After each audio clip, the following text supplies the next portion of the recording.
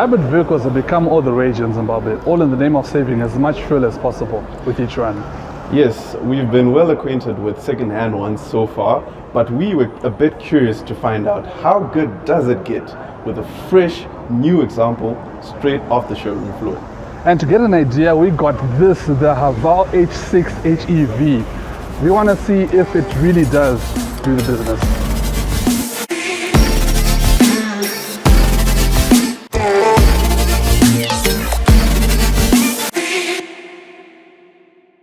Usually with small to medium-sized SUVs like this one, all the major design highlights occur at the front and the back. Up front, the Haval has an unforgettable face, and I mean that in a good way. BMW. No doubt the centerpiece of this design is the grille. How do you even describe this?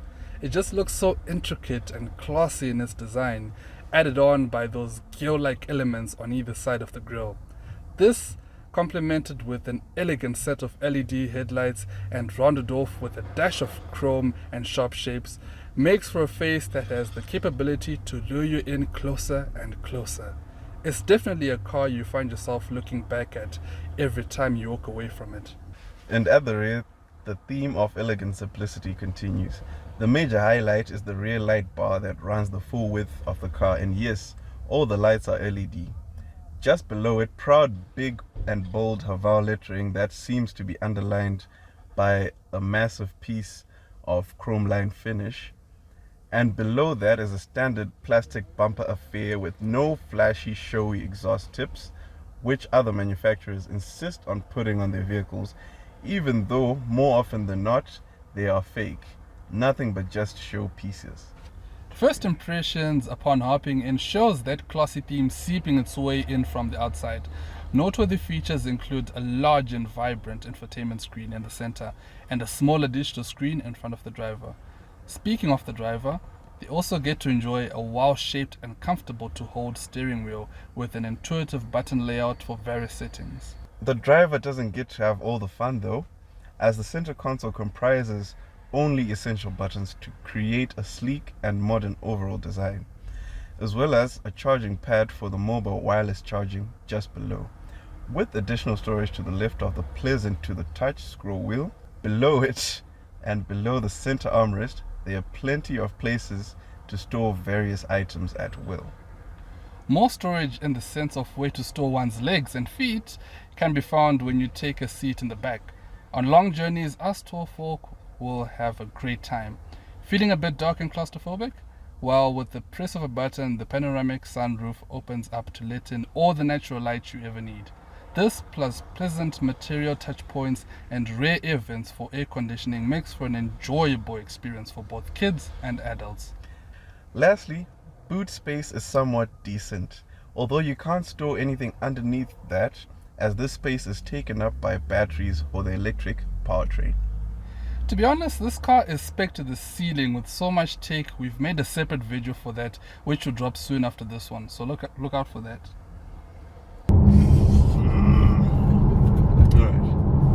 We are now evangelists for the Haval brand. Yes, we are, but it's justified. We actually like this car because it's come into the market and it's disrupting generally the SUV/crossover market. Yeah, I mean, it started off with the Jolion, which we first reviewed, and that impressed us on a whole different level because at that price point too, you were getting a lot of car. Now you're getting even more car and even more features, and wow, I mean, I can't complain. I mean, we're talking about what you can get relative to this, which is the Toyota RAV4, right? Yeah, I mean, the top spec RAV4 with all the bells and whistles is around the $65,000 mark, and we're just talking to Fadzwa, who's been generous enough to say hi. say hi. Waving in the back. And this car is actually quite the bargain at 44,000 USD. So if you do that comparison and you try and see what the RAV is offering over this car, it's not really much.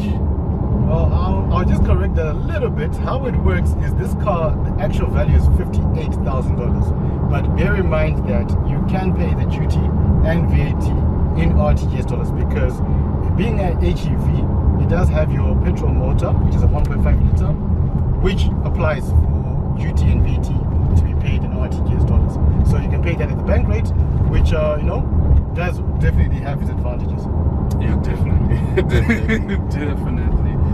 And speaking of, in terms of specs compared to that RAV4, I mean, first of all, you've got a heads-up display right in front of you. Exactly. And a digital screen in front of you that is displaying. The RAV just feels so prehistoric, because now you have two screens, right? Yeah. Whereas the RAV is still, it's got a digital layout, but it's not quite as crisp as this one, and it's not as futuristic looking. Yeah. I mean, I have dials and images of the car with the badged hybrid, whatever thingy going on.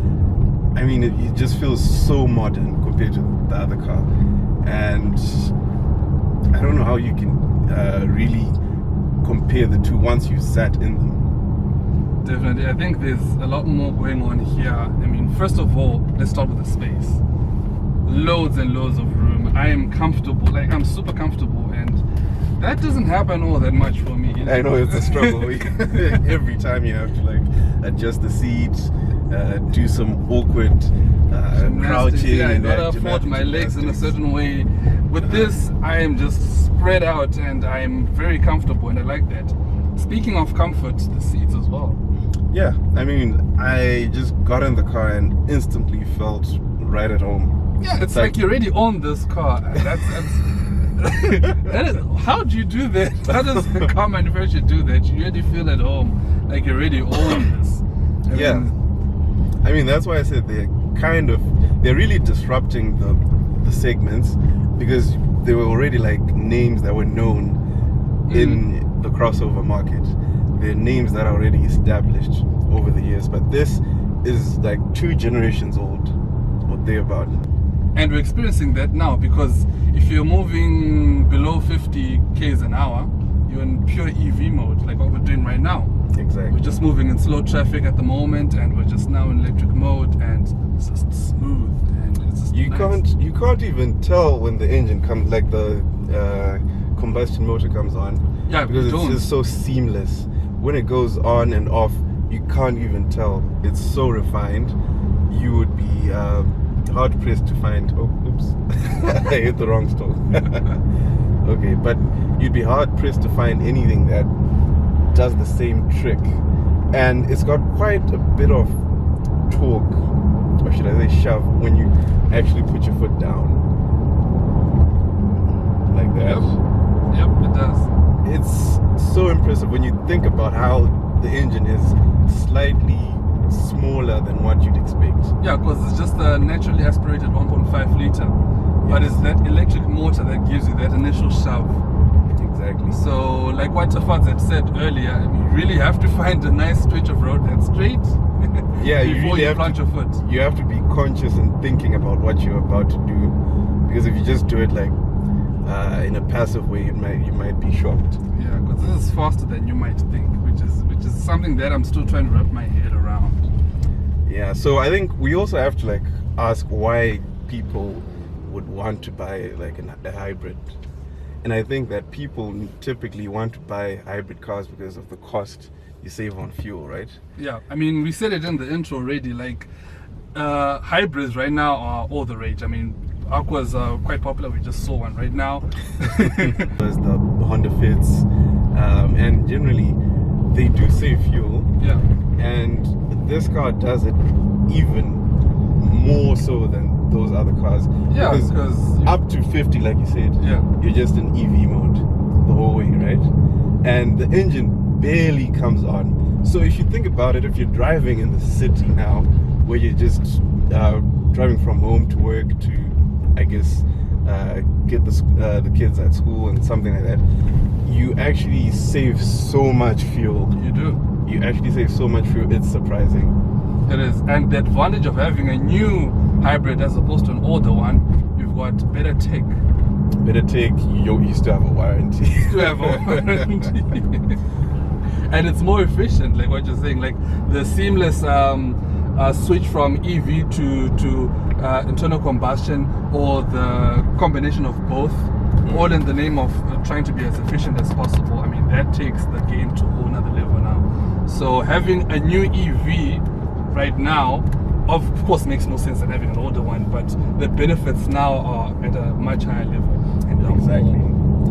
Yeah, definitely they are. And I think from the driver's seat, there's also a good ergonomic layout, because the dash is quite low, and the screen in front of me, you can see most of it even through the steering wheel. It's not nothing is actually blocking my view of the speedo. Most of it is visible. So I think they're getting things right from an ergonomic standpoint. I'm just so impressed, because it's not like they have that much experience anyways doing stuff like this. Yeah. And we move on to the center screen, which has a lot of features. I mean, when I say a lot, trust me, it's a lot of features. In fact, there's so many that we actually want to make a separate video for that, because yeah, it's just a lot. I mean, just the screen alone, I like the way that it looks already. I mean, it's quite vibrant, intuitive, and responsive. I really do like that. But I only wish they'd kind of just maybe made it seem more integrated, because it's one of those screens that are like, that's like on top, as opposed to part of the curvature. Yeah, it's not as flush. But then that's like a minor complaint. Yeah, small complaints. Small really. complaints. And then like you move on to the this center bit, formerly known as the transmission tunnel. R.I.P. R.I.P. Like, this is very streamlined. It almost feels, it reminds me of like what started with the Range Rovers, where all the controls are just like inches, like a few inches away from your hands, or like within reach. Like, it's just easy to just do whatever you need to do. Yeah, you don't have to move at all. The advantage of not having a transmission tunnel means you actually have storage underneath this. Yeah, there's like a place down here for putting, I don't know what people put in place. Like, we don't even have like stuff to think about, you know, because it's that new. Well, if you're a lady, you can put a handbag there, out of sight, I guess. And if you're a man, for a flamboyant man, you can also put your purse also there. It's allowed. It's your car. Yeah, and you don't have like a traditional gear shifter. You have this rotary dial. Yeah, which is a more modern thing these days. I haven't seen those like things in quite a while. Well, unless you jump into a new Hilux. Yeah, that's one of our presenters' pet peeves. He doesn't really appreciate that, but I think he would find this modern enough. I think on the other side, you have this. The window switches are slightly tilted towards the driver, or wherever. Like yours, I'm sure yours are. Yeah, it's also tilted. I like the materials. Like this piano black type of material, but it's not that ghastly. Like if you just touch it, then fingerprints just there. It's okay. And if you just have a cloth with you, you can always just rub it off and you'll be fine. And we didn't talk about the back though, like just how much room there is in the back. Like, it's even more than the front. It's incredible. Like wow. Yeah, I guess with this car being front wheel drive and not having like all the transmission gear underneath here, you actually get to have that liberty of space in the back. Like there's so much leg room and headroom and just general width. And the people in the back it feels like they sit a bit lower than the guys in the front from the time I was there. Oh yeah, you did talk about that. Yeah, you're like so deep in the car, whereas in other cars it's like you can almost see over the driver or the people in the front. So it's good. I have to say it's good. I think the only place that this car is suffering at the moment is in the boot. Yeah, one of the trade-offs of having a hybrid is that all your electric batteries and stuff has to be underneath the boot. So in terms of underneath storage, you're not gonna have any because all of that is taken up by the batteries. But the size itself is similar to the normal H6, and it's I think it's decent. It is. It's not you're not sacrificing a lot of room for that, so I think it's alright. Definitely. So yeah, that is the Haval H6 HEV driving impressions, and yeah, we are very much impressed. So to conclude, I think this car can be summarized with just one line.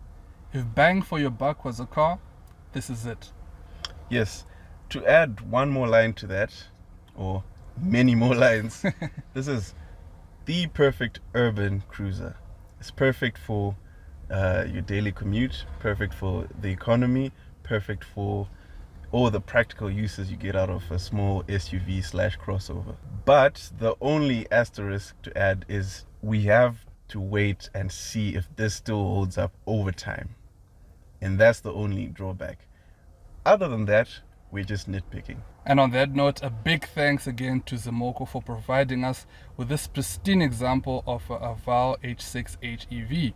If you want to know more and want to book a test drive, use the contact information in the description below. And on that note, we out!